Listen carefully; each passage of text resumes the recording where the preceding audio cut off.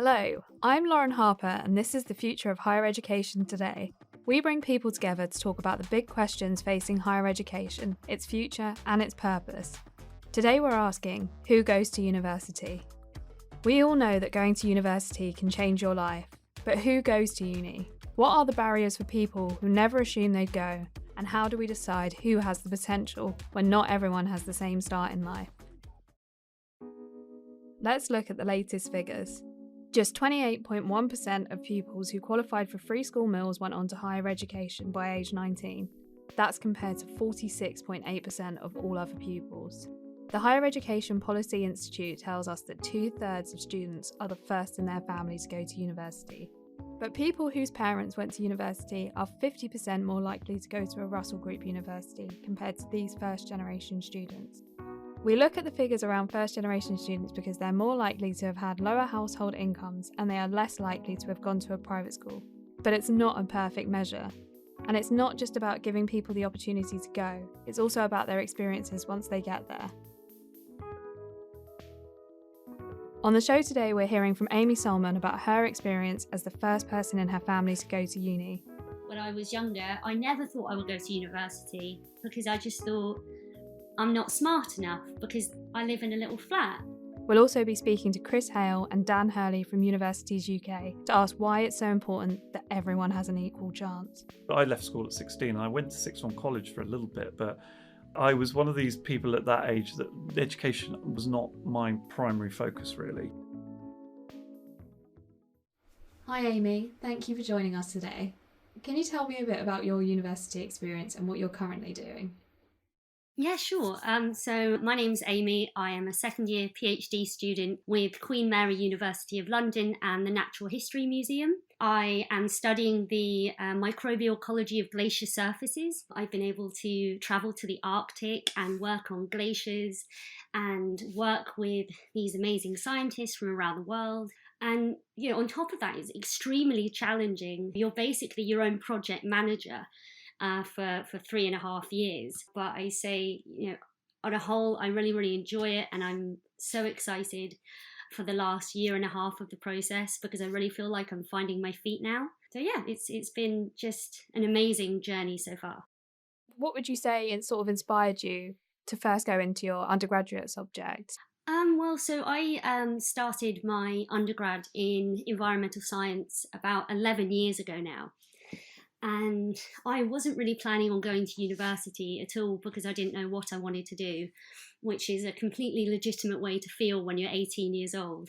And I thought, well, I don't have any money and I don't have any connections. And I want to get a good job and I want to earn enough money that's going to mean that I can live where I want to live.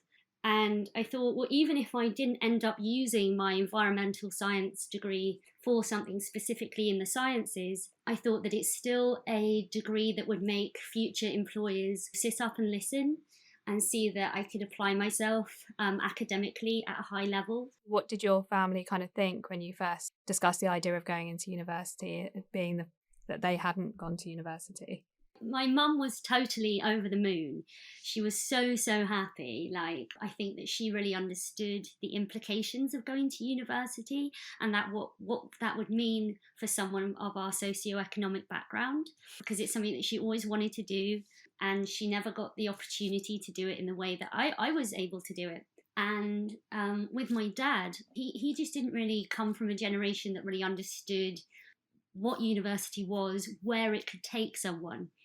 I think other members of my family kind of didn't really see the point and maybe thought it was a little bit self-indulgent because just no one in our family had ever been. They were just completely unaware of what was possible. And they would say to me, oh, what are you going to do? What are you going to do with this? And I would say, I'm going to be a scientist. I want to be a scientist. And I just think they just didn't really understand that that was something that we could do, that I could do. Would you say that you found any other barriers? As I mentioned before, finances were a big issue. They still are. If you're going to do higher education right, maybe you've still got a bit more scope in your undergrad to work while you study. But, essentially your study should be a full-time job. and then you're trying to work as well, and you want to do as well as you can in your course, and that's really, really challenging. I certainly found when I got to master's level and I had to take a year off work, I was 29 years old, something like that. And I took a year off work to go and do my master's. And I had to have so much money saved up to kind of get me through that process. And also, there is a psychological aspect. I did my undergrad twice. My first time I dropped out. My second time I stuck with it. The second time was the environmental science. But the first time I just couldn't mentally handle it. And I don't think it was necessarily the pressure from the course, but the pressure of kind of really moving from being a teenager into adulthood, being away from your family, being away from your support system, and around all these new people. And they could be the nicest people in the world. You could still feel isolated. You can still feel lonely. I think that not having close family members that have been through that process, you don't really know what to expect. And if you were to go back now and look at your undergraduate journey, well, even now, I guess, even in your postgrad, do you think that there's any support that you could think of that would have helped you? Definitely. One of the main challenges is the emotional and psychological strain this process can put on you. These are feelings that everyone has, to differing degrees. Everyone's going to be affected by that. And I think cultivating an environment where those discussions are every day and they are encouraged is so beneficial. And like recently I've kind of had some kind of slight struggles, and I ended up speaking to one of my student colleagues, and he said, oh my God, I feel exactly the same way. And suddenly it was like, whoa, okay, that's fine then. It's not me, it's not my fault. I'm not, it's just a part of the process. So I think from the point of view of what universities can do, it's really investing whatever time and resources and compassion is needed to make sure that every person knows that it's okay to feel however they're going to feel about stuff, and they just need to talk about it. Why do you personally think it's important that people that are first generation students get a chance to go to university? Being the first person in your family to go to university, I suppose depending on how far you take it, maybe, it does kind of change things for your immediate family. If when I have a family, I'm going to be able to teach them so much more and hopefully open them up to more opportunities than my parents knew about to even encourage me to do. But I think on more of a global scale, having a more kind of equitable workforce in terms of the socioeconomic backgrounds of the people in higher positions, in positions of power, who are going to influence science and policy and politics. The people who are at the helm of these sectors shouldn't all come from Eton, We've got to have a more socioeconomically diverse workforce in those areas, because it will make us better. If you're only selecting from this small pool of people that come from families that have been in education forever and ever and ever, and they're all the top professors and this, that and the other, you're not accessing all of the amazing talent that is in families who just don't know that they can access these things, and they don't know that they can do it. I mean, when I was younger, I never thought I would go to university. I never thought I would even do my undergrad, let alone do a PhD, because I just thought I'm not smart enough because I live in a little flat, and those kind of things are for people, my friends that live in big houses and, they have real Christmas trees and they go on 2-week holidays to Barbados. It's for those type of people, not for us. You can do it. Wherever you're from, you can do it. And that's really important. I completely relate to everything you just said there. And I think you said it so well as well. So thank you so much for that, Amy.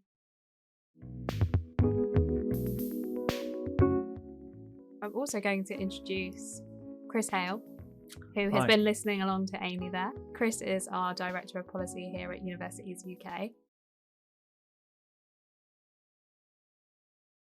It was really interesting listening to Amy's experiences, because I had some very similar experience. I left school at 16 and I went to sixth form college for a little bit, but I was one of these people at that age that education was not my primary focus really. And I went there because I didn't really know what else to do. And I left and I got a job and I worked for my dad for a bit. My dad was a boat builder by trade, actually, but he set up his own business and I worked for sort of painting and decorating and those kind of things. I worked for him, did various jobs. And it wasn't until I was in my mid-20s that I kind of started to think I want to do something a bit different. And that's how I then started to think, well, university might be an option for me. Yeah. My experience, I think, was very, very similar to both of yours. I think I obviously went when I was a little bit older, tried a vocational course first, actually. I think I was kind of a bit done with education. I think at that time I just wanted a break. So I kind of had that breakaway. And I think going when I was a bit older was actually a lot more helpful. Sometimes I think, well, I was a painter decorator. I was doing sort of various manual jobs. And I don't want to sort of paint that as some sort of negative thing, because I think there's many people that, lead very fulfilling lives that don't go to university or aren't on that same journey. So I just wanted to emphasize that was my journey and that was how I defined my success and what I wanted to do.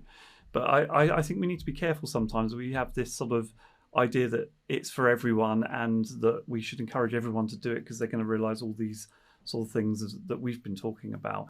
Oh, I completely agree. This idea that university is for everyone and it's totally going to just work and that's for you and you've got to be as educated as you possibly can, academically educated, it's just not true. And I think people should never be afraid to say, university isn't for me, or maybe it's not for me right now. No, I think that's why we probably need more flexible system, because I think sometimes there is a lot of pressure at that age to make decisions, which some people are ready for, but a lot of people aren't. Yeah, I think there will be lots of people that university is not right for them, but I also think that everyone, if they want to go to university and they've got the ability to go to university and gain those benefits from going to university, then they should be able to do so. I think the other dimension is an economic one. I mean, as a country, we've got a productivity problem. We absolutely have to be making the most out of everyone's talents and everyone's abilities. If we're not tapping into those, then I think the challenges that we have as an economy, as a country, to be able to prosper, to tackle all those things like global warming and the economic challenges we've got, the productivity challenges, we just won't be able to do it. So we have to broaden that pool of people that we're bringing through, that we're giving the opportunity to get higher skills, higher education, and the opportunities that come from that. From a sort of policy background, Chris, I think I was wondering what you see as the biggest barriers to education and people accessing higher education that maybe come from non-traditional backgrounds. Yeah, I mean, this isn't to sort of say that universities don't have a responsibility, but I think there's a responsibility of the education system as a whole. And a lot of kind of challenges and issues that we see are in schools around attainment and people realising their potential. And I can't remember the exact figures, but the biggest determinant of whether you're going to go to university is your family background and whether your parents have read to you as a child and those kind of things. So I think some of the barriers and some of the issues are right there in the education system. Now, universities they're at the end of that process, but they can also, and they work with schools to think about how they can use the skills and capabilities and the sort of resources that they've got to be able to help address some of those challenges. And you see all sorts of partnerships that universities have with schools, whether that's setting up their own academies or whether it's people going in, trying to help support attainment, or using their research expertise to really sort of think about how we can improve teaching practices and those kind of things. So I think universities have a responsibility, but I think there's some big challenges in terms of how we fund schools, how we think about schools, how we think about progression as well for those different points. And picking up on Amy's points, I think one of the other things that, and again, I share many of the similar experiences personally, is I think there's a sort of cultural mindset sometimes as well. And the points that were made earlier about, it's not for me. And I think that's not just about education attainment, that's about mindset and how people think about themselves. And I think schools have started to improve that. And some of it relates to careers advice and information and guidance that people are given. But I think that's a big barrier as well, because a lot of it comes down to the way people see themselves and their place in the world. And my third point would probably be around money. Yes, there are perceptions about fees and funding and all of those kind of things. I think we have a system which is free at the point of entry, so technically it's not a barrier. But I think for some students, I think there's sort of money in the pocket issues. Will I have enough money to eat? Will I have enough money to pay my rent? For some students, they don't have to think about those things. But I think there are certain groups of students that they will be thinking about those things very keenly, and particularly if they're maybe older, they've got caring responsibilities, or they're local and they're commuting and they've got, trying to hold down a job as well. It's interesting we're talking about money. I know that keeps coming up. I cannot overstate how much of a barrier that is. Once you start getting to master's level and above, that's when the kind of financial barriers really start to kick in. If it wasn't for the very, very generous support of my mum and dad, who had nothing, they just gave me everything they had, and they still didn't have 2 pennies to rub together, I wouldn't have been able to do this. Obviously, a big topic at the moment is the cost of living as well, and I think that is going to obviously have a knock-on effect as well to access. It'll be interesting to see the approach from both government and universities to deal with that increase. Yeah, and I think government's got, and they're doing this at the moment. And whilst we're here to advocate for universities and say why universities are important, I think the government very legitimately is saying, well, there's quite a significant proportion of people who go to university, but there's a significant portion of people who don't. And what can we do for them as well? So I think it's not just about young people coming through at 18 or a little bit older. It's also about people who are in work at the moment who've missed those education opportunities and what the government can do for them. And I think there are some big challenges around things like adults' careers advice, and the support that people get. I mean, the government very helpfully developing something called the lifelong loan entitlement at the moment, which is a more flexible system that people can access funding to develop their education at higher levels.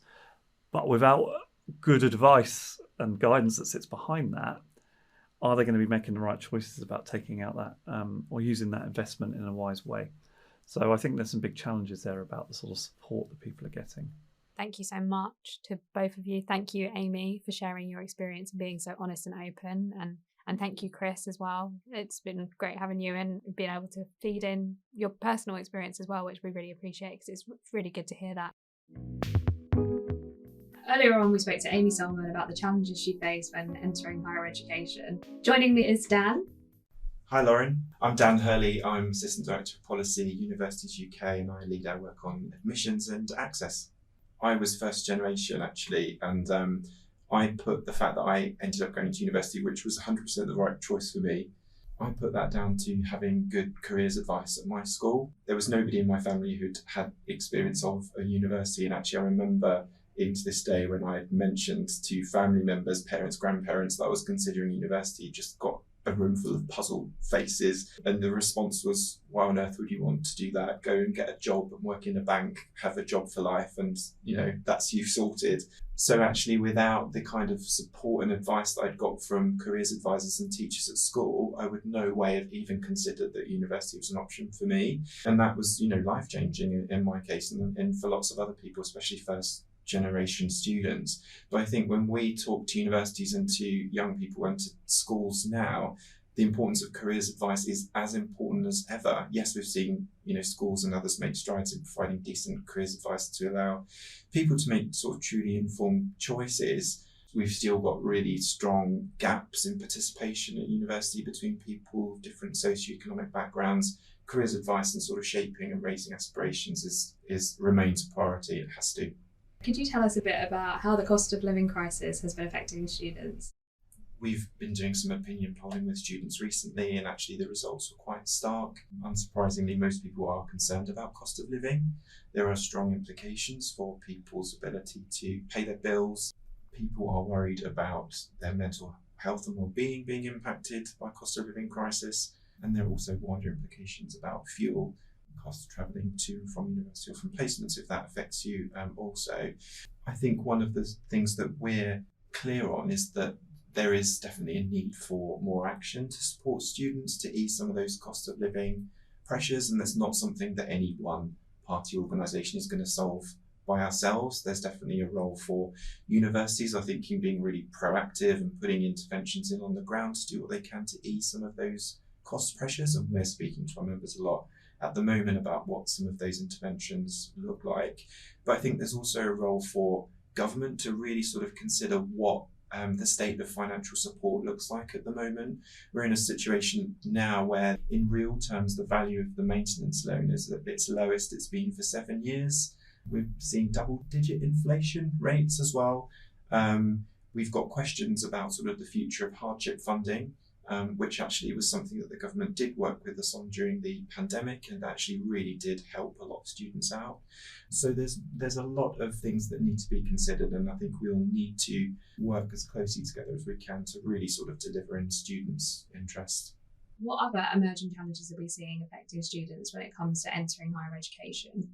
Well, I think overall universities are doing a really good job in sort of widening access, widening opportunity. We've got a more diverse student population year upon year, and we're seeing more and more students who are on free school meals when they're at school now accessing university. So I think there's lots to celebrate, but that's not to say that there's still kind of a lot of work to do. I think in the broader scheme of things, the universities in England have really sort of engaged with the Access and Participation Plan agenda that the Office for Students has set. I think an emerging challenge is slightly linked to the pandemic, really. I think the impact of pandemic disruption on education, even pre-higher education, is still there. We're still seeing potentially growing attainment gaps in young people before they even apply to university. Different types of schools have been impacted differently during the pandemic. All of this has knock-on implications for readiness for higher education and the kinds of support that young people might need as they start to consider university. One change that we know is coming up is the Office of Students wants to look again at the focus of access and participation plans. And one of the new priorities that the government's also really keen on is whether universities are doing enough to raise pupil attainment within schools. But I think it's definitely going to be a real challenge for universities to really get to grips with levelling up opportunity within the state school sector in particular, particularly after such a disruptive period we've had over the past few years. And with the pandemic, what would you say you've seen change in terms of students entering higher education? I think universities have been really mindful that the pandemic affected young people in different ways or to different extents. I think if you were to look at pupils in the independent school sector, for example, they probably missed fewer school hours than those in some state schools. So some of this does have implications for subject knowledge and gaps. One of the areas that I've been really impressed with universities linked to the pandemic is they've stepped up their efforts to support those transitions into higher education. We've really seen developed plans to address gaps in subject knowledge if people are sort of lacking confidence in particular areas, further support for student well-being, which we know is, in growing demand from people across the student population, and also just preparing people even more so for what life at university is like. I think that's actually one of the things that we've seen really develop even further since 2020, and just really sort of to the benefit of students, is particularly if you are, for example, a first generation student and you don't really have that network to draw on to say, or to ask, what is university life like? What can I expect? We all might be able to talk to our school or something if we're that age, but there's nothing quite like maybe friends and family giving you that sort of trusted experience. So I think universities' own work in that area has really sort of stepped up, and it's been really positive to see. Do you think we've got enough provision to support more people wanting to go to university, or maybe older people wanting to go to university? I mean, I think it's fair to say not everybody who applies in any year will get a place. Some universities and some particular courses at the more sort of selective end of the sector are oversubscribed. I think we're really sort of mindful that the demographics are shifting in a way that the percentage of 18-year-olds applying to university is going up too. I think one of the messages that we've got this year, which is there is lots of choice throughout the sector. Universities are places to welcome anyone with the talent to succeed, and that it means anybody of all ages. For example, take your points about mature students in particular. Thank you so much for speaking to us today, Dan. It was really interesting to hear what you had to say on the subject. So thank you so much, and thanks for sharing your experience. Thank you, Lauren. Everyone on this podcast today was a first generation student. We've heard how transformative and life-changing going to university was for them. It's not going to be the right choice for everyone, but it's important that anyone who has the ability and desire to go has the opportunity and the support to do so. While there are more people from different backgrounds getting a degree, students are still facing a lot of challenges and barriers, including the current cost of living crisis and the effects of the pandemic. If you'd like to hear more about the experience of being a first-generation student, I wrote an article about my experience which you can find on Universities UK's website and in the description of this podcast. This was the Future of Higher Education today. Thank you so much for listening, and thank you to Amy, Chris and Dan for sharing their experiences and insights.